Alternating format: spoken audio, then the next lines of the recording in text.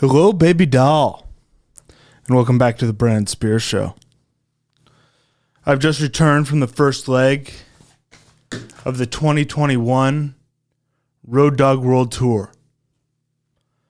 And better weeks have truly only been had by Reagan and Genghis Khan. I've got a little bit of a different show for you this week. We're going to get a little bit away from what my buddies have been calling Alex Jones Light. The funniest one was Diet Alex Jones. But yeah, we're going to be slightly less apocalyptic this week, for better or for worse. And I know that some of you are going to think it's irresponsible that I kicked off a world tour during the middle of the State of the World. I'm sorry, but I don't care. I needed it. I feel like I'm alive again. And the people who have a problem, you don't understand what it's like to be a road dog. I know we all grew up as children telling our mothers that when we grew up, we all wish we could be road dogs. Everyone wants to say they're a road dog until it's time to do what road dogs do. Some of us are born with the road in our veins, and you can take the dog off the road, but you can never take the road out of the road dog. I was in Tennessee last week chasing near-life experiences, and we pulled into Nashville last Thursday night, and the first thing I saw while I was trying to park the car was a bar fight spilling out into the street. And my thought was, thank God there's a place where 22-year-olds are still allowed to be idiots. But there's different versions of Nashville, and I have mixed feelings about it. Across the country, there is a rash of bars that get decorated, and especially in Nashville, like a single woman in her mid-30s apartment. The word for it is Art Deco, I guess. This is what I've been informed of. And they're called these nonsense things like Liberty Common, which they sound good and but if you think about it for 2 seconds, the name is annoying and it only seems like it has depth. But really, it's just vapid nonsense, like most of what happens in places like those. And I get it, like they're after a certain demographic of vapid. They're selling to an audience that exists, and I won't be any meaner about it than that. But yeah, it's just silly goose, nothing. Like, they play music that was popular when women in their 30s and 40s were in high school and college, and then they cover their fried pickles in funnel cake. Like, we all know what they're trying to do, and it's fine because a market exists for it. It's not for me. But Nashville has turned into a place that caters to that demographic, and that's not what I think of. Like, my favorite country music is Waylon Jennings and Merle Haggard and Johnny Cash, and the newer stuff that follows down that vein, Sturgill Simpson, things like that. Sturgill Simpson's good. I should be able to name off 5 of these people. Tyler Childers, also down that same lane. He's making real country music. Now it's all just the same 4-chord nonsense BS. And I get it. There's a market for it. So you can't blame these people for doing that. But me and my girlfriend went to Nashville with a hope of finding the real thing. And we did a really good job. But Nashville is weird right now because you can tell that it used to be cool. You can tell that it used to be cool until they turned it into Disneyland for bachelorette parties. And the Nashville that is cool does exist, but you have to be vigilant. You have to be vigilant against the stampede of women and even men, which is even sadder.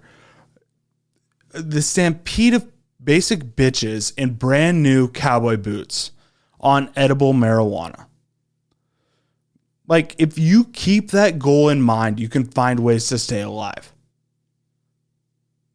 You can find ways to feel alive, which is the same thing. So, like, in between the bars, there are like these stalls of people just selling like pot gummy bears and pot this and pot that. And it just witnessing it, like, we have to talk this week about acceptable ways to do drugs. Like, I thought I was going to get further than episode 8 before I was going to do this, but we're doing it now because I witnessed it and I hate it. Okay, edible marijuana is for children.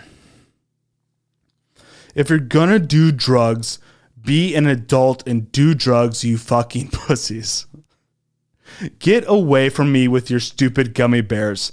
I know this was all a trick by Big Gummy Bear to get me to finally eat them, but I hated them as a kid and I hate them even more now as an adult. So if you're gonna do pot, be an adult and buy a bong and smoke your drugs like it was meant to be done. And don't get me started with this CBD nonsense. You just want to relax without dealing with a little paranoia about whether or not you might be a piece of shit. I am on to you. At least the edibles have the potential to make you have a one-way conversation with your maker that will probably go sideways and can get pretty gnarly. So have some respect for yourself. But I'm afraid I might have a bad trip. The bad trips are the ones that make you a better person, you participation trophy loser. Grow up and have the balls to see yourself how other people see you, you infant. Paranoia is a key benefit of marijuana, so stop depriving yourself of it. I say all of this from a place of love.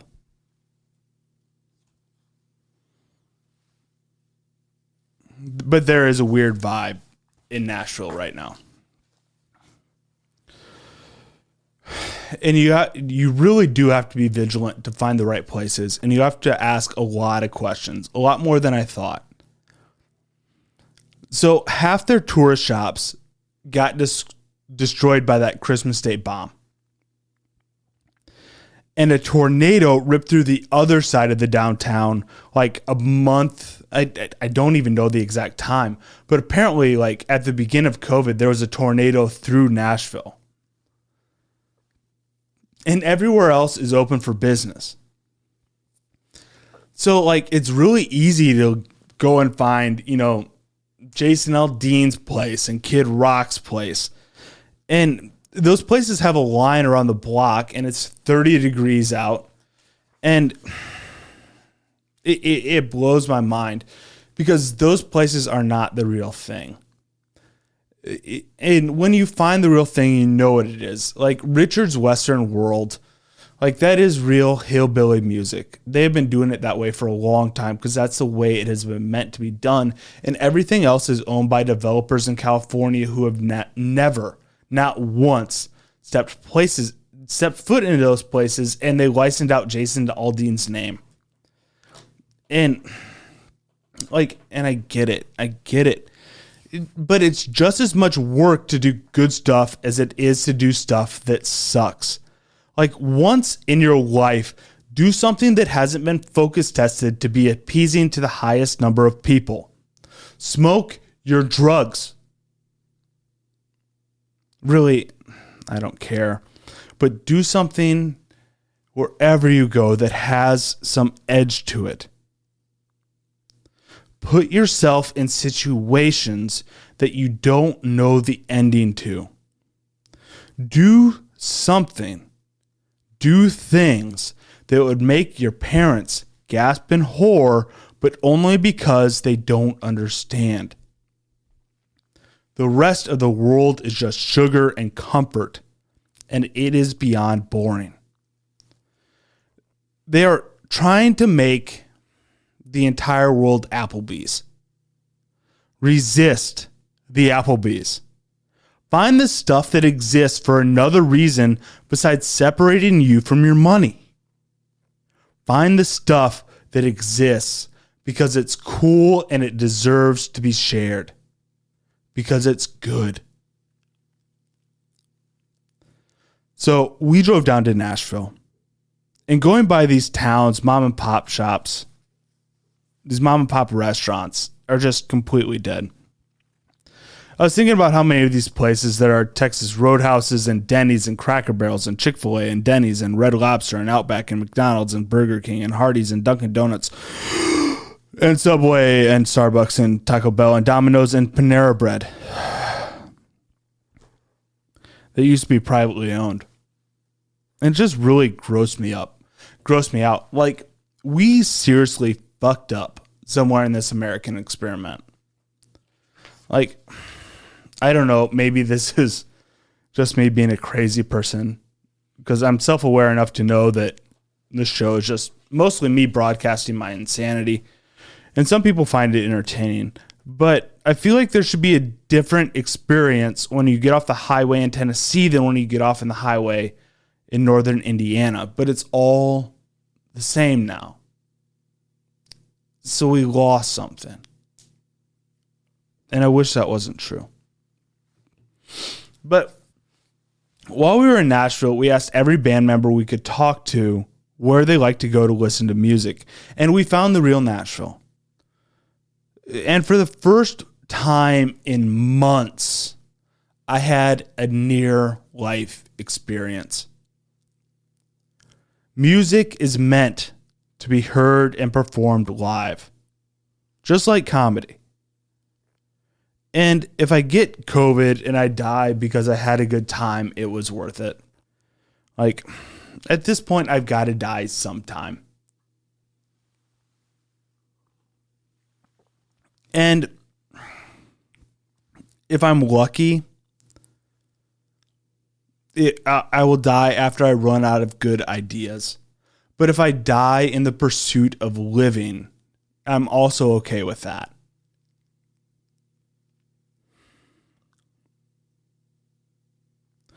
I will not say where we went or what we did on this podcast in an effort to protect the guilty. But if you reach out and you ask and you aren't a narc, I will probably tell you, because you should do what me and my girlfriend did. My girlfriend and I did. Because you personally, you would love it. We had a great time. And if I ran into you and you're listening to this now, thank you. That was the best time I've had in a long, long time. But one thing I never saw happening out of this trip is that my girlfriend and I got yelled at for dancing in Nashville, Tennessee. Music City, USA. But, and it's not their fault. Like, the places we went were really cool. But if the bars allow dancing to live music, the city will shut them down. But we danced anyway. We got yelled at and we kept dancing. And for a while, we were the living ones. And if you're scared of COVID, stay home and don't tell me what to do. What I'm doing is none of your business. I haven't seen you in months if you're that afraid of COVID, so that's fine. Just keep yourself locked away, and me and the rest of the living people will prefer it that way. But you don't have a right to comment on what I'm doing with my life, because you don't have to live it. When I die, I'm the one who has to die, so while I'm alive, I am the one who will live it. And honestly, for the first time in months, I felt full. So I've been trying to put out this podcast every week, and I've been having a tough time because I don't put out a podcast until it's done.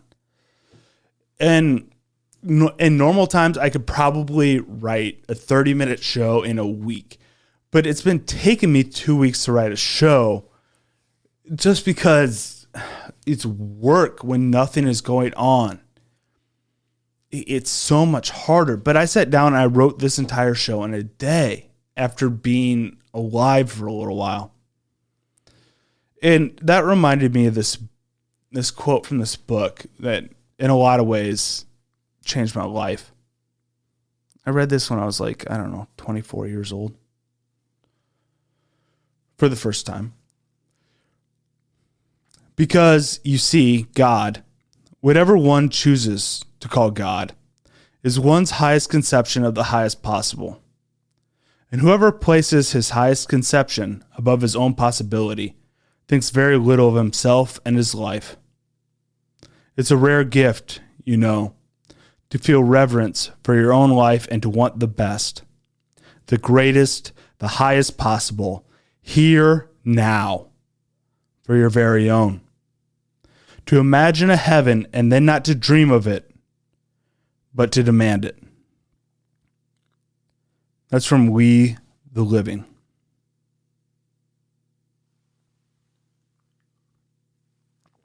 And honestly, that series of books ruined my life.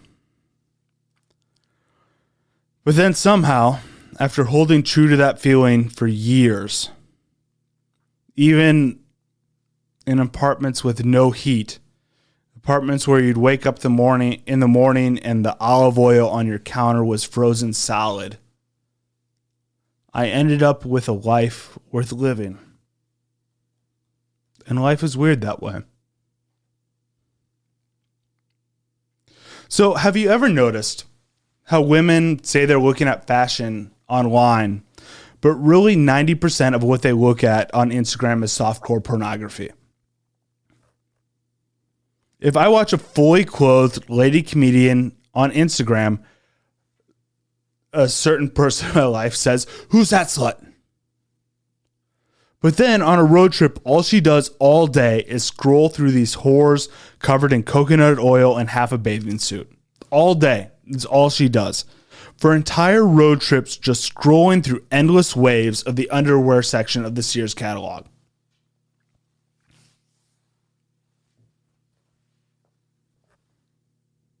The Super Bowl happened. And I had a great time watching the Super Bowl. Not because of the game, but because it was boring and all the good players on the Chiefs were injured. Their two stud offensive linemen were out. And once you saw the injury report, and if you understand anything about football, hopefully you understood the way it was going to go, and hopefully you made a little money off of that information. But I had a great time watching the Super Bowl because it was nice to remember what it was like to be out with people. I just want to be where the people are. That is like the key idea of being a road dog. I felt like Ariel in The Little Mermaid, which is just how I've always wanted to feel. Because after spending most of this last year half naked under a sea of hand sanitizer with masks over my nipples, I was finally where the people were. I went and I smoked cigars and told penis jokes and had a great time. I won a little money and I told a few lies. It was exactly what watching the Super Bowl is supposed to be. And honestly, I'd kind of forgotten how much fun it is to hang out with a couple guys who only have the goal of making each other laugh. And also it surprises me every time when someone says that they're into this show.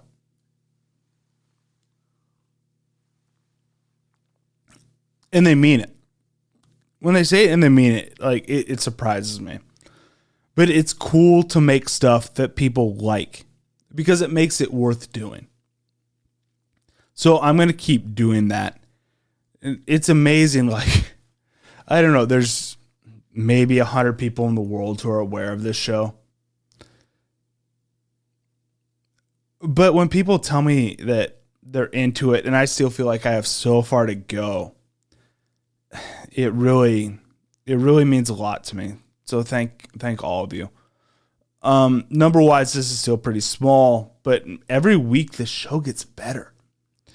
But also it's a gift that I get to be bad at this in obscurity. It really is. And I know people have said to me, you really need to watch what you're talking about on this show. Like, it's not the smartest thing for me to always talk about what I think is interesting. But I'm not seeking fame or any of that empty bullshit either. I'm not smart enough to do that. I'm not smart enough to pretend to be someone else and to write stuff that I think is worth sharing at the same time. I have a lot to say about the Super Bowl and the current state of professional football, but I'm going to do that in a separate episode. Just for the sake of keeping this listenable for people who don't care about football. So the week I left for Nashville, I was on my cell phone on the sidewalk on the way to supermarket thinking about a man who was murdered by the state on death row. And Chicago with a lot of snow is a beautiful but a frustrating thing. There's a hierarchy of things you can do on your cell phone when you're walking. The best thing you can do when you're on a walk is listen to the Brennan Spear Show. I'm on Spotify, Apple Podcasts, and SoundCloud, and I need to get those subscriber numbers up. But really, it's any other audio that either puts new ideas in your head or allows space in your own head for new ideas. Music without words is a good way to go. I do that a lot. I get nervous when I see people who are on their phone all the time. If you're constantly on your cell phone, like, you don't have room to think for yourself. And that's, I think, a lot of a problem we see going on in the world right now. People talking on the phone, that's fine. I get it. You have things to do. As long as they can hear me while I'm trying to pass them on the sidewalk. Especially when you walk up to one of these city corners or entire city blocks that a lazy bastard has tried to clear of snow.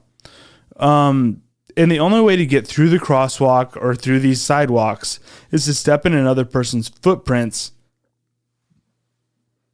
because on 5 feet on either side of the sidewalk, it just has not been cleared at all. Like, I don't get it. Just do it good. Like, why do people not, like, it's like they refuse to do shit good. Has a thought just never occurred to them that they could do better? Like, I don't get it. Like, I thought the point of a snowblower was that it makes it easier to do the job that you're paid to do. It takes an extra 30 seconds to do it the right way, but the amount of laziness out of these people is just amazing.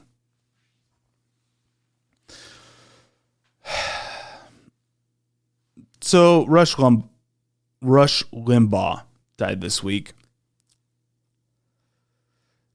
And I have this belief that the way you do one thing is the way that you do everything.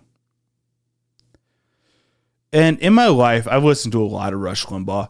And in my life, there have only been two things that I have agreed with him about 100%. So growing up in Iowa, driving a tractor for 12 hours a day or more during the spring or the fall, before cell phones, radio options were pretty limited. So I listened to Rush from, I think it was like noon to 3, pretty much every day while that was going on. Because even if you didn't agree with him, and I still don't agree with him about a lot, but he was never boring. He was always interesting. He always had a belief that always made me a little bit uncomfortable and made me question my state in the world. So the first thing I agree with him about is that you should smoke your favorite cigar first thing in the morning. Some people have the belief that you should start your day with a cigar that doesn't have a lot of flavor in it. That you should save the best thing for last. That's wrong. Smoke your favorite cigar first. Wake up in the morning and do what you have the most energy for very first thing in the day. That is a foolproof way to go through life. The other thing that he was 100% correct about is whatever your station in life, do it with the same energy that you imagine Michelangelo felt when he was painting the ceiling of the Sistine Chapel. If you really want to feel like you are alive, strive to do everything in your life with that energy, with attention to detail, with the righteousness of demanding the best out of yourself and the people working with you. Even if you are rearranging things in your kitchen, you should try and do it with the idea of perfection in your mind. Mopping floors, welding, cleaning out grain bins, sales calls, shopping for groceries.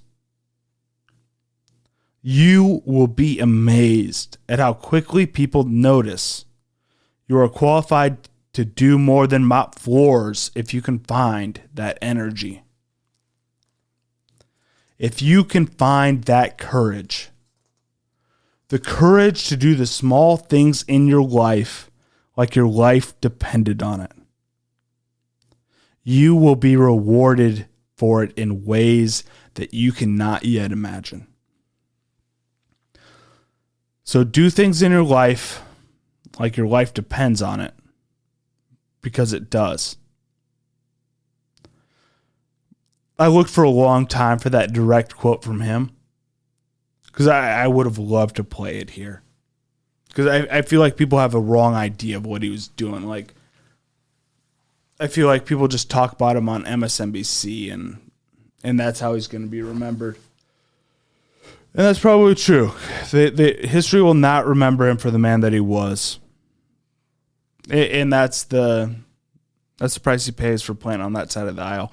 But anyway, rest in peace. So back to my walk. During COVID, I've avoided all places that I've had to wear a mask for the entirety of my visit. But I had to go to the supermarket to pick up some vegetables for dinner. And I have this wide-ranging theory on food. It's actually not that wide-ranging. I think that meat is food, and everything else is a delivery device, flavoring, or bullshit. And the things that I was asked to pick up fell into the bullshit category. So I was annoyed to start with, but while I was there, I realized how easy it is to not be polite with people while everyone is wearing a mask. Small talk with cashiers is also a thing of the past, and it's because you can't see a person's humanity when they have a mask on. People keep their heads down. They avoid eye contact, and it obviously makes you more submissive, because when I have one, I have to fight that feeling all the time. Like, it's easier to step in front of someone to grab lemons when they have a mask on, and you can't see their little nervous face about who's going to go first down an aisle. But during this entire walk, I was annoyed with the state of the world, and I was thinking about a story I had read about a guy on death row. Because when I get bored, I like to get on deathpenalty.info and read about the lives of these guys who we've determined are too evil to live. Because Jimmy Fallon might be evil, but he's also astonishingly predictable. So sometimes I read murder porn on deathpenalty.info. Or Murderpedia is also a good one. And not a single story about a person on death row is about someone who had a normal, well-adjusted life and then one day went off the handle and committed a brutal crime. There's one story that I've never been able to get out of my head. Well, there's more than one. But in particular, I was thinking about a boy who, when he was 2 years old, was taken away from his parents because the police kept finding him walking down the street in a days-old diaper because his mother was a heroin addict. And he bounced from orphanages and foster homes because the only way anyone had ever paid attention to him was when he ruined things.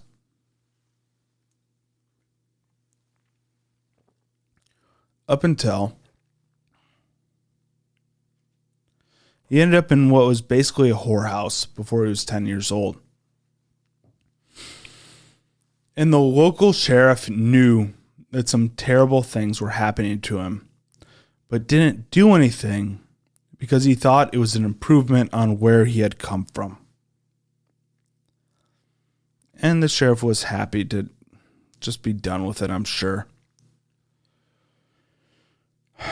So he put him in that place instead of doing something good. And the crime that this guy grew up to commit was horrific. Because horrific was a place where this man had become very comfortable. Because when he was terrible to other people was the only time he was ever seen. You read these murderer stories, and almost every time you can feel some kind of empathy. The people who got murdered had it pretty bad. They had it worse than the murderer. But there is some pain that I can understand why someone would try and take it out on someone else. Even if it's from a place of trying everything to make that pain go away. So this kid grew up a criminal. And he wasn't able to form meaningful relationships with people because everyone that had ever been a part of his life had been terrible to him. And he wasn't ever able to see the good in another person. So one night while he was robbing, I think it was a hotel, he pulled his gun on the cashier, and after he had the money, he shot the two people who were working there in the head. Also, if you want to end up on death row, that's how you do it. It seems like 75% of people who end up there, that's what happened. They're trying to rob a place. They have what they came there for, and then they murder the people. Like, juries don't look kindly upon that, as they shouldn't. But I think if you're going to get carjacked in Chicago, there's a much higher probability that you get shot if you have a mask on. I can't prove that, but I know it's true. I think that hiding our humanity from each other is a horrific crime, especially for these kids growing up during this time period. But people seem more concerned with not causing a fuss than being human these days. And that is no way to live. So in the upcoming weeks, I encourage you to find your inner road dog. To find a near-life experience for yourself. Reject the Applebee's. Make your life more than a sad retelling of Groundhog Day. Go out into the world and find the humanity that is there. Driving fast and taking chances is always a great place to start. I hope you all have a great week.